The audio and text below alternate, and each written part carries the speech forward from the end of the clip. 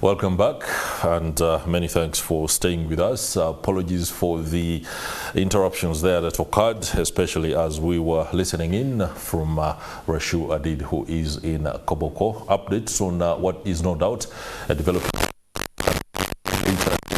NTV at 1, NTV Akaungezi, as well as NTV Tonight. For now, though, allow me return to the studio for the Kickstarter conversation, and we are delving into unlocking Martyrs Day celebrations business potential, capitalizing on religious festivals for entrepreneurs, and trying to understand the business perspective as Martyrs Day celebrations near us, that is June the 3rd. Before I introduce my guests, just a preamble on religious festivals that have long had been an integral part of societies around the globe. These significant days, rooted in spiritual beliefs and cultural practices, have profound impact beyond the religious realm, strengthening cultural identity as well as contributing significantly to socio-economic well-being of communities within which they are held. This morning, we are talking to the Mayor of Kira Municipality, Julius Mutebi, who is joining us on set, alongside the Chairperson of KACITA, Thaddeus Musoke. Gentlemen, welcome to Morning at NTV. Thank you very much. Great. Thaddeus Musoke, there's a lot that is going on in the world of business as many entrepreneurs gear up for the Martyrs Day celebrations, where we see so much merchandise. But allow me to start with Mr. Julius Mutebi, the Mayor for Kira Municipality, where the celebrations, iconic as they always come, will be held. Just an update on what's on the ground with, as far as preparations are concerned. First of all, thank you very much for having me here. To our viewers out there, I greet you warmly on behalf of the people of Kira Municipal Council. And we are very happy as usual. We feel very privileged as Mayor of Kira Municipal Council. I feel very privileged that I live in Kira, which is always a central place, especially when it comes to the Uganda matters. The Uganda matters are very unique. Any other countries would have loved to have them, but they are only in Uganda. We are as prepared to the best that we can be to receive our visitors. We are cooperating and working with security. We are working with business partners. We are working with church leaders to make sure that we have a smooth and successful ceremony. And we are looking forward to having all of you come to attend this ceremony. Great. Yes, please. All right. The business potential is one that cannot be underestimated or even overstated. We've seen over the years so much merchandise sold in the run-up to, during and after the Martyrs Day celebrations. This particular year, there have been a few changes that have been announced on how the businesses will be rolling out, or how traders will be selling their merchandise. Could you update us on what has been agreed on? First of all, I want to also highlight the business potential in regard to Uganda matters. If you have visited Jerusalem, or if you have had an opportunity to study about what really happens in Jerusalem, I suppose Jerusalem is even smaller, but it's a robust business empire out there, selling merchandise, all sorts of things. But if you come to Uganda here, Namugongo is huge. It's a really, really huge opportunity for us. I am now talking entirely in terms of business. I'm putting the religious tourism on the side, but much as it is a fact that they go hand in hand. But if we are to rate the percentage at which Uganda is using this opportunity, I would say probably about 10%. We are not really doing so much. I really want to thank the Catholic Church. I want to thank the Protestant Church. There's a lot of development that they have put up. On the side of the Muslim brothers and community, not a lot has been done. There's a lot of dilapidation in what existed, and I think that was the very first mosque in Uganda, and the Muslims had the biggest number of martyrs for a fact. I think there were 100 plus. But we've not, as government, now I'll put myself together with government, we've not really done enough. That place, for us in the Council of Chira Municipal, we already passed a resolution requesting government to consider elevating Chira Municipal Council to a special status like a satellite city in particular, so that it can attract really good funding. We need to acquire land in that area to prepare it well. We need to organize it. We need a physical development plan, particularly for that Namugongo area, for it to really drive the business aspect of it. We don't want somebody to come and just visit on that one day of the 3rd of June. We want to find things and ways how we can keep that person staying for at least 2 weeks or something like that, by connecting not just Namugongo Martyrs shrines, but with Munyonyo and all other religious tourism places, and maybe even national tourism sites like maybe Queen Elizabeth or something. So when you look at Jerusalem, if you go there, if you go to Israel, if you are spending, let me say, 2 weeks or maybe a week, every day there's somebody that is going to take you around. That's a guide that is creating employment. That's right. There's a driver who will be driving you around. That is creating employment. There's going to be people who are selling merchandise on an everyday basis, from smallest things like rosaries to caps, t-shirts, but a robust business. You're going to have to stay in a hotel where you're paying, you're buying water, every minute that you're there, you're spending, and that is putting something into their economy. So as government, we've not done anything like that. We've not made the place attractive at all.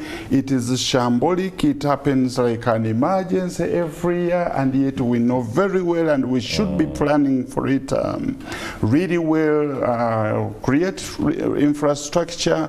It's basically on pilgrimage. We need to create pathways of footpaths for people to participate in that walk, to emulate, to remember what the Martyrs probably sort of went through. But as governments, the budget we are supposed to get some money, particularly to assist us as Chira Municipal Council. But up to now, we haven't gotten any money. So we just really grade, and then we create dust, and then there's so many people coming. So, and I am sorry that I am saying this on the national it's TV. Perfectly understandable. But we need to say it for the people concerned to be able to do something about it. Well, Thaddeus, the lamentation is clear, but it is not something new. Many times as we gear up to national or international events, this is what we see. A last-minute asks for funding to be able to curate the infrastructure in readiness for an event. That, I hope, can change.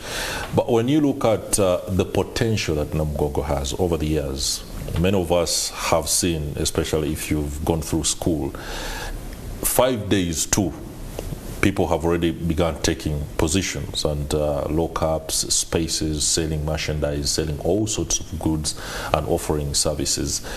I just want you to paint us a picture of the Namugongo economy. He has talked of the fact that we are only harnessing 10% of its potential. That one is very, very disturbing. No, thank you very much. The fact is that I've liked the way he has highlighted most of the concerns. For sure, all the points he has highlighted are so important. I think in Uganda there is a big challenge of establishing facilitation for capital returns. That's, I think, the best term I can use. Because Namugongo has totally its potential. It has so many opportunities which we need to tap in. I want to highlight the example of Dubai. You find that Dubai has become one of the admirable countries just because of identifying the special things which attract people to go there for tourism. And you find that when you go to Dubai, people travel all around the world to come and utilize the uniqueness which is in Dubai, and people are so proud. But on a certain level, I think also the government has tried to identify the potential of Namugongo. But the pace at which it is investing, I think, is still lacking. Mape, the mayor, has clearly identified the challenges. And even you find, for us, the business community, when we see where there are numbers, that's why we have to trigger innovation. We have to trigger innovation. And it's unfortunate, but also we're having for us here the big challenge of our partners who would have facilitated, I think, even those opportunities, like the Ministry of Trade. You find that in the arrangement of the events of Namugongo, the Ministry of Trade is nowhere to be seen. You find that even the investment authority is nowhere to be seen, because already they would have set up a special committee with the authorities of Chila, Town Council, and they say how best can they organize this Namugongo event? How best can they improve to facilitate business? But then some of the business people also are inconvenienced by even sometimes tough restrictions. That is right, yeah. And I think it would have been a potential avenue or event which we have to utilize and maximize profits. But all at the other side, I'm sure the areas around Namugongo, they are highly developed. You find even the shops, the cost of the shops now is not the other Namugongo we used to know. You leave alone the funny infrastructure which is still lacking. So when we talk about infrastructure in Uganda, it's a big challenge. We have traveled around the country, around the world, but you find that governments plan for such places, unique places. And lately, you know, when someone talks about Iran, you may minimize that country. But recently, we were invited for an expo. And the way they designed where the expo, it is where they exhibit from, is totally a unique place. So we need to sit, like my colleague has said, that we need to find that there is that physical infrastructure development plan, which can facilitate the event, which can facilitate the business community, so that even business can be carried out at ease. But just imagine, when Namugongo, the day for the Martyrs, there are a lot of restrictions. Because of security concerns. Of course, very so people operate business there. Some of them by then they are inconvenienced. We may think that people are going to get money. For us in our street, we use that Kuyola, but not everyone is going to Kuyola. Because of those restrictions, some are inconvenienced. But so I think as the business community, we need to be stakeholders in organizing that event. So by that we do contribute, but on other views we don't participate in. But with money, our members contribute. But I think also it can be an oversight of the government that. How can we effectively utilize the Martyrs Day to benefit the business community? Yeah, I love your employ of the word effectively, and that is where I think the planning ought to be. Is there a need? That's the wrong question to ask, because the need is there. But what kind of sustainable model can be applied? Because the scenario is this. We have an event that is intense for 3 to 4 days. And then we have the rest of the year that is open to other things. Now, somebody would say, if we establish, for example, a satellite city to support the business arm of the celebrations, what happens for the rest of the year? Do you have more like a white elephant that you will fail to utilize? So, what kind of model? You've spoken about Jerusalem, you've spoken about Iran. There must be a model that will support the economy of Namugongo when Martyrs Day is done, and then it will effectively support it when the Martyrs Day celebrations are on. How should that conversation go? But as I highlighted and gave an example of Jerusalem, the economy of Jerusalem runs from January to December. I mean, throughout the year. Throughout the year, yeah. This is what we need for Namugongo. And that's why we need to tailor this 3rd of June with other activities. People don't just come on 3rd of June. There's a variety, there's so many other people who come during other times. But the only problem is that, okay, they've visited the Protestant shrines, they've seen the museum, they've been to the Catholic shrines for 1 or 2 days. Where do they go? This is where we want to tailor other. There's also this Buganda history which ties in very well with, if it were well researched and prepared, it ties in so well. The person who killed the Martyrs. General Mukajanga. Mukajanga was the one who killing, but the instructions were from I've forgotten the name, but the man Kabaka Mwanga comes from Buwate. Kabaka Mwanga would also instruct, and then Senkole would also instruct Mukajanga. Their homes are there. The Kabaka's palace is there. These are things that can be put together in addition to other tourism sites. No, I think and that is a difficult one because it has political inclinations onto it. Buganda as a kingdom hasn't really wanted to connect or be seen to be attached to the whole issue. It's a sensitive one. But then it can't remove, if Uganda doesn't want, it can't rewrite the history. This is what happened. Yeah. And this is what we are looking for, to make it busy. You see the water there. People want to come and pick water. If at all we were able to market that water as holy water, holy Namugongo water, how many people would buy that? Wow. That's a huge business. Okay, that's an interesting one. The businessman is there. Muyola D. You know, by the way, that's a very good idea. Yeah. You know, when even such events also facilitate innovation.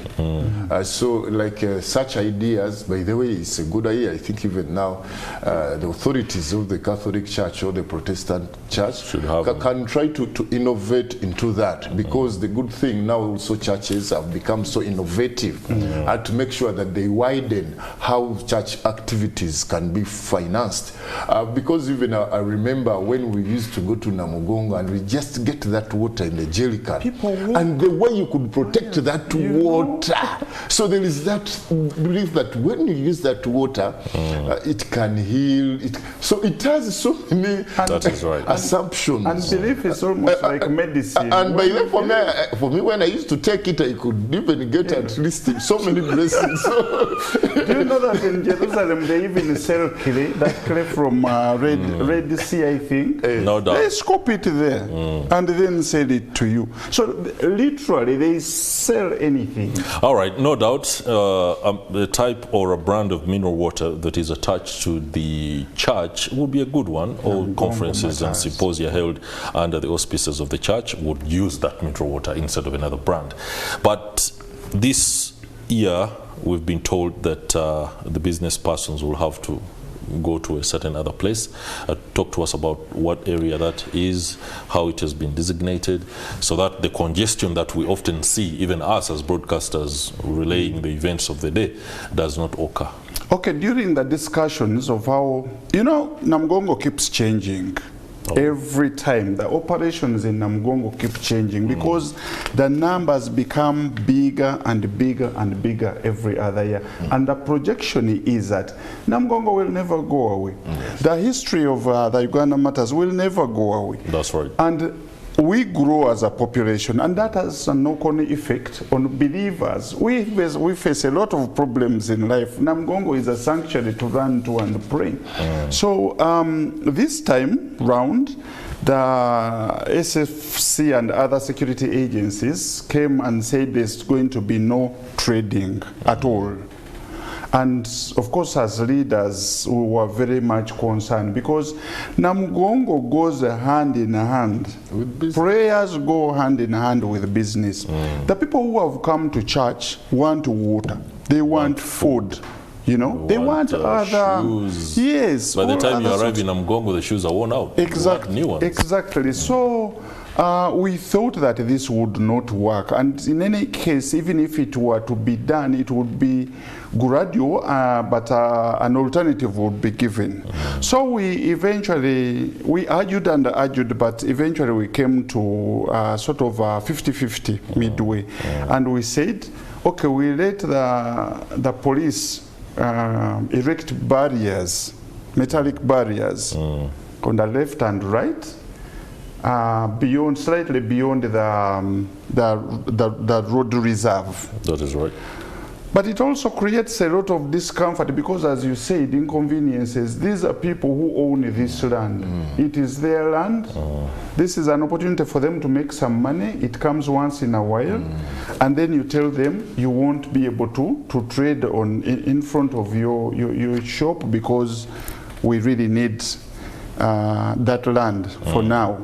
But we were able to convince the owners of these pieces of land that they let the security create barriers, because we need the barriers, we need that operational corridor. That is right. For the pilgrims who are coming in, those who are going out, for emergency services, for security, for you guys in the media, we need some breathing air and circulation area. So we agreed on that, and that is what we hopefully think that they will implement. We hope they don't deviate from what we agreed, because it will create commotion. You might create a lot of commotion in Namugongo thinking that you are securing the place by pushing people too much, and these people are too many. There's only so much that you can do, because the numbers are really huge. If they decide to surge, you might not be able to control them. Sure, so we agreed that corridor will be left open for all those operational areas, and then beyond the barriers, the normal trade will be going on. Okay. Yes. The traders, have they been part of any consultative process in all this? Currently, as KACITA, we are not consulted. But I think the good thing the mayor... KACITA has a office. We have different trader structures. Maybe they were consulted. Okay. Because even now, even here in Kampala, I head the Kampala Development Forum. I'm the president. So we coordinate closely with the Chila Development Forum. I don't know if it was consulted. Why are stakeholders so important? To make sure that the interest of stakeholders are also considered, because such events are so important to the business community. For us, we have to tap and identify any opportunities. So those opportunities also contribute highly to our economy, because that's why the government currently, I see some allocation to such events. It's happy that also they benefit when the business community benefits. Why I was so interested when the mayor highlighted the infrastructure improvement and planning. That's what is creating a lot of inconveniences. You find even the nature of the roads are so narrow. They are so narrow, the population has increased over the years. We need even flyovers. By the way, the issue of infrastructure planning and development is a very big challenge in Uganda. And unless the government takes it as a priority, the business community will always not benefit, and totally they have a direct impact on the cost of doing business. But even sometimes, because just Namugongo is just Martyrs Day is just a unique day, but people are sometimes inconvenienced. But because of their love for the Martyrs, they are due to the inconveniences. But we think, I'm happy the mayor has highlighted it, not think that because we are in the political year. But very hard to avoid. I think he is a very informed gentleman. I think he's a man of action. We just hope that the government can buy such ideas so that they improve the Namugongo side. Great. Now let's look at the ability of the event to enhance Bubu by Uganda and build Uganda. There is a tendency, for example, for the goods that people go for to be largely foreign goods. These include rubber, footwear, and clothes. The Bubu agenda continues to stumble into trouble every now and then, and you really don't see it gaining much traction. Is this an opportunity for you, the traders, to push the Bubu agenda, or are you even part of the Bubu agenda? We are part of the Bubu agenda. Currently, we are having a very big challenge as KACITA. We are struggling to change the perception of the government towards KACITA. That's why sometimes the government thinks we just support Chinese products or foreign products. But our members, most of our members are agents of local industries. For sure, we facilitate local industries. We have been moving around the country, making sure that how do we coordinate so that the traders know exactly what is locally being manufactured, so that they support our industries. The government is on the right track. When the industries progress, Ugandans get jobs. The government gets revenue. So Namugongo is a very good event to facilitate Bubu. Most of the water is Ugandan made. Most of the food which is consumed is Ugandan. Most of the clothes, the t-shirts, is Ugandan. Although we had a challenge lately, you know, we have been struggling with revenue. By the way, we are almost going into lockdown just this week. That all the containers were stuck at Nakawa. We're happy that the government intervened, and URA also had to engage the stakeholders and release the goods, because they had also hiked the values because of Bubu policy. But we told them these things are not locally manufactured here. So let us facilitate the traders so that also they complement with other locally made goods. For sure, even by the way, the event of Namugongo is an event which facilitates promotion of our products. That's why even I'm suggesting that our companies, the good thing we are into partnership with Uganda Manufacturers Association, they would also design special offers for such event, special branding for such events. Like you saw weddings. Weddings, most of the time you see now Musoke and who wedding. So I think in that way, it can promote our products and even create sorority. By the time I go to Namugongo and I get such a bottle of water or mineral water or soda, by the time I go back in my area, I will also look for that for that product. So let also, I think, good thing, the bad thing we are not involved, but also we could also provide avenue to promote our locally manufactured goods. I don't know, the mayor is there, but even we could design, as they improve the infrastructure, why should people struggle where they're going to sell from? Can't we allocate places where people can sell goods from? Let me give an example. Now, little if you are traveling to any country, airports now have improved where even they have now hotels. So as you are waiting for the next flight, you can have a small sleep and then you go to what? You go for your next flight. So we need to improve and involve the business community in planning for such events and also infrastructure development. Great. Please. And just to add a little more to that, as a Chira, we will actually be very soon holding an exhibition, a local exhibition, to promote Bubu. People manufacture a lot of things in Ichira, but the buyers who are in Ichira don't know that these things are manufactured in Ichira. The buyers are coming to Kampala. They are coming to Kampala and the other places, not knowing that these things are actually manufactured in Ichira. So it's something that we look forward to. But as my colleague was really saying, it's very, very important that government is sometimes working, right? We won't say that it doesn't really do anything at all. Sometimes government is working, but you need, for a place like Namugongo, an activity like Namugongo, you need to bring Ministry of Water on board. You bring Ministry of Security on board. You bring Trade on board. You bring all these ministries together, electricity, all these other ministries. You bring them, energy, you bring them together, and then they have technical people. All these people have knowledge, and then you bring these business people. They have a round table on how Namugongo needs to be enhanced. Yeah, that is a very workable model, but I think it's one that has to be carried on by coping or taking the momentum that you offer as a municipality yourself. As a mayor, you are effectively the de facto president of Kira Municipality, and you should be able to, within the revenue, within the revenue that is available to Kira right now, there must be a blueprint that the government can come and tap into, and that is exactly what we hope to hear from you. Now, there are so many youth who are looking at Namugongo right now. Of course, we've already talked about the dynamics of where businesses will be, the security concerns that have been aired by the SFC. The young people are desperate for opportunities that resonate to their reality. Getting a license, being allowed to sell certain things alone is also a problem. I would like to, not to deviate from this, but to just bring this into perspective.